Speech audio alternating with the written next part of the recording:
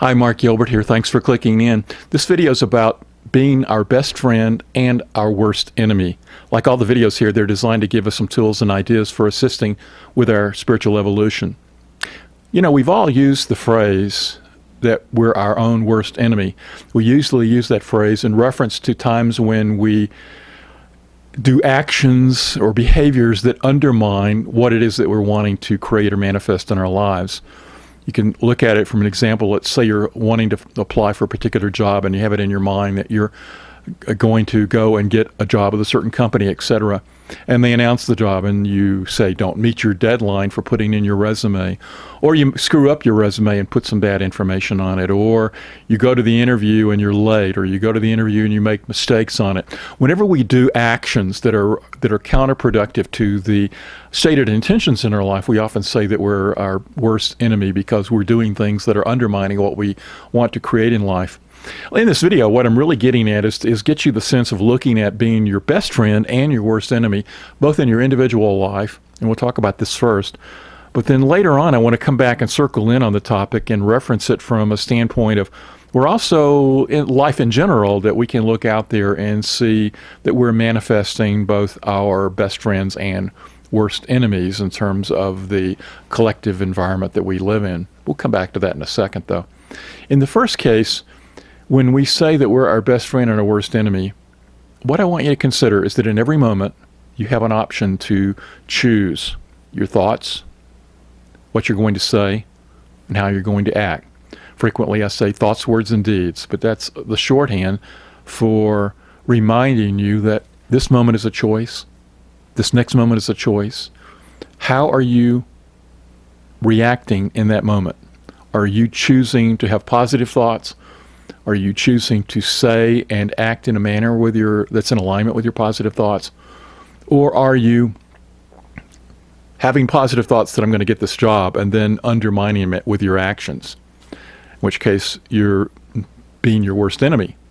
You know, we all want good lives that are filled with love and pleasure and friendships and success and the sense of accomplishment and self-esteem in our life. And you can think of Maslow's hierarchy and all the needs there. And each of us share the same desires to have all of our basic and higher needs met. Yet if we, in certain moments, think in a manner that we're not good enough, we're not worthy, nobody's going to like us, I'm not going to do well on this interview, any of those negative thoughts undermine creating and manifesting the highest things that we want to accomplish in our life. And so in every moment, we need to be starting to be like self-policing our thoughts, got to be like cops dealing with our thoughts and saying, is this thought that I'm having, is it supporting the direction and the vision that I want for my life? If that thought is negating where you want to go, then in that moment, you're being your own worst enemy because your thoughts are undermining the direction and outcome that you're desiring. If, on the other hand, you're able to monitor your thoughts and have your thoughts be in alignment with where you want to go, then you're being your best friend because your own best friend is going to choose thoughts that are in alignment with what it is that you wish to manifest and accomplish in your individual life. So I can't stress enough the importance of making sure that your thoughts, your words, your speech, what you say, and your actions, your behaviors, and how you show up in the life all line up. That from thoughts to words to deeds, you're continuously, or to the best of your ability, monitoring them all to make sure they're all pointing in the direction of what it is you want to accomplish in your life. At any point that you're in alignment, you're your best friend. If at any point you are undermining that direction and desires by having negative thinking or doubting your abilities, then you're your own worst enemy. So you have a choice to choose what you want in any particular moment. So, having said that, let's move beyond the bubble of us as this individual pocket of consciousness, this person who has this story, who's moved through all of these experiences and has these desires and is trying to manifest them in our life. You, me, every individual person on this planet to recognize that at the metaphysical base level, we're all one. There is a unity of all of life that when we get on the spiritual evolutionary journey, we begin to recognize that unity. We begin to recognize that everything is interconnected, and that means that the people that I manifest into my life, both in personal relations of those that are in my immediate sphere around me on a day-to-day of events, good friends, family, and so forth, I manifest those people into my life, that I am interconnected with them, and that they are a mirror and reflection of me and my thoughts. Similarly, if we can look outward to what seems like further from us, there are the people that appear in our lives based on being in the media. That can be movie stars, TV stars, musicians, politicians, etc. That all of these people that are out there in the public sphere, we manifest those as well, and we are interconnected with them as well. Now, a lot of times, and it's real easy for us to get into the space of saying, I'm here, they're there, we're separate entities. But as we evolve in our awareness of the unity of all that is, we begin recognizing that at some level, myself and those people out in the world that I consider to be my best friends, those who are supportive of me or are my best teachers, they are a part of me as well. Even the people that I put up on a pedestal, that I sometimes say, gosh, they are a great teacher for me, I've gotten so much wisdom from them. To a degree, I have manifested those individuals into my life. My greatest teachers have been teachers that I have been able to create and attract and bring to me to give me the lessons of that help guide my life and give me the direction of what I need to learn at that particular point in time. So, from a broader standpoint, those people that are out there in my sphere, either that I'm physically interacting with day to day, or they could be like, famous people of the world. I love the work, say, of Deepak Chopra, for example. And although I've seen him speak and so forth, I'm not a personal friend of Deepak's. But Deepak is in my sphere. Deepak is somebody that I recognize I am one with, and that to a degree, I have brought him into my life in order to teach and manifest within me an awareness of the direction of the unity of life. He's just one of many spiritual teachers that I have been able to attract to me to help me learn lessons that are the next thing that I need to know on my individual path. Now, some level, that's somewhat easier to see than the flip side of that, which is to recognize that those people that push my buttons, those people who are my worst enemies, they also have been manifested by me, and that they are unified in me, and that we are one.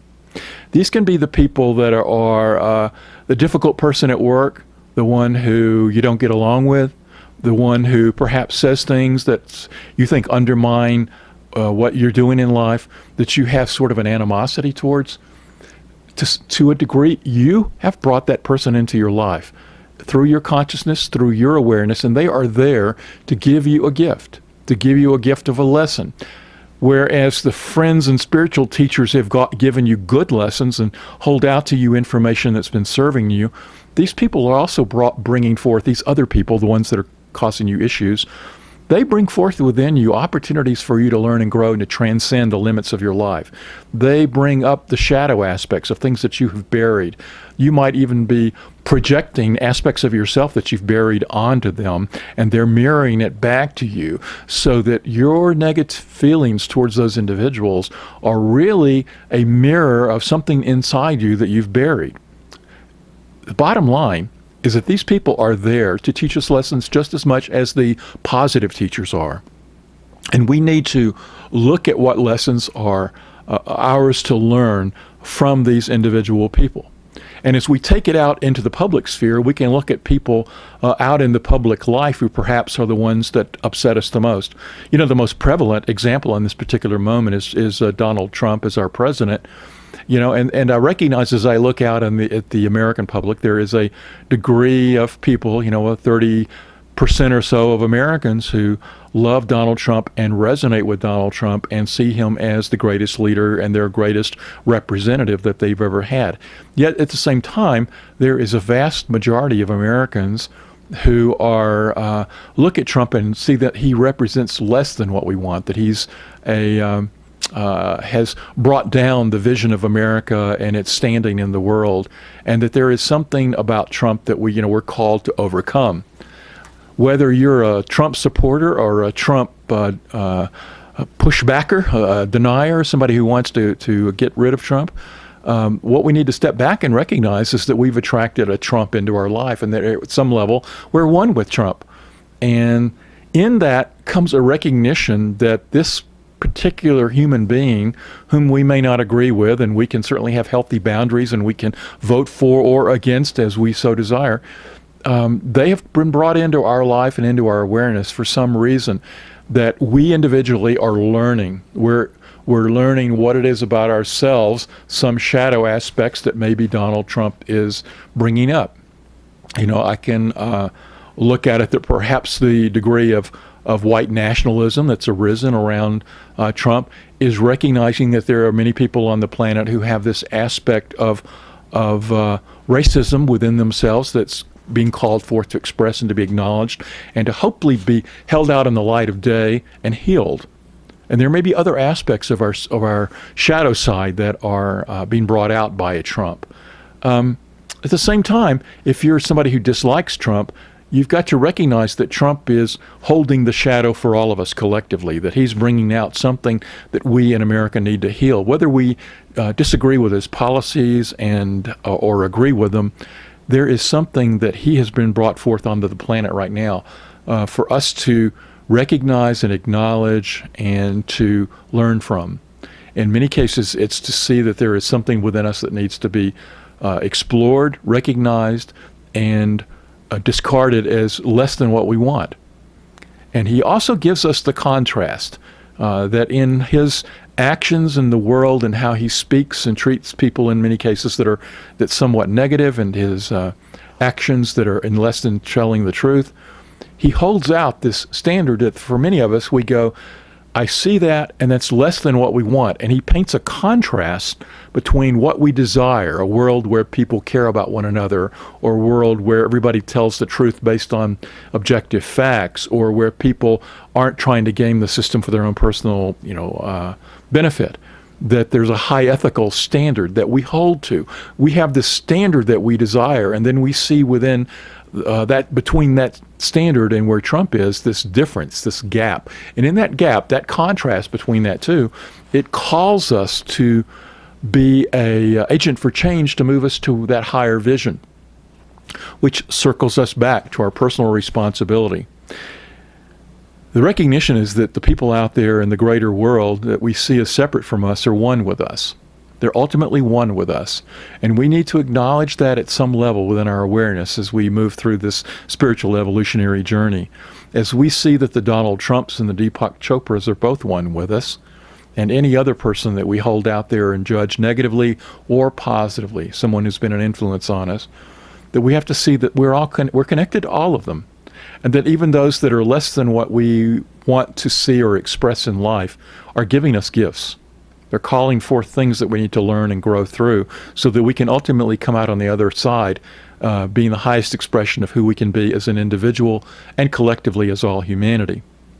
And when we circle it back to our own selves and we want to see that ourselves are our best friends and not our worst enemies, that it calls us to say, okay, if our vision for the world that we desire is a world that works for all, where there is honesty and ethics in politics, that there is a political system that seeks to ensure that everyone has their rights and responsibilities upheld, that everyone has the basic ability to have their own basic needs met and the ability to thrive in life, then we can move forward in moving on that action in our own thoughts, words, and deeds. We can bring it into our life to be in alignment with that truth. And if we can bring it into alignment with being in our truth of seeing ourselves as acting in the manner that's in the greatest good that we've envisioned, then we're being both our best friend in our individual life and our best friend in our collective life. In any case, I hope this has been helpful, and I appreciate you watching this video. And until next time, take care. Thanks for watching. Hope you enjoyed it. There's a similar video right here next to my face if you want to click on it. Also, if you want to get notifications of future videos, be sure to hit that subscribe button on the bottom left-hand corner. If you'd like to contact me, email me at the address on the screen or drop me a comment in the comment field below on YouTube. Thanks.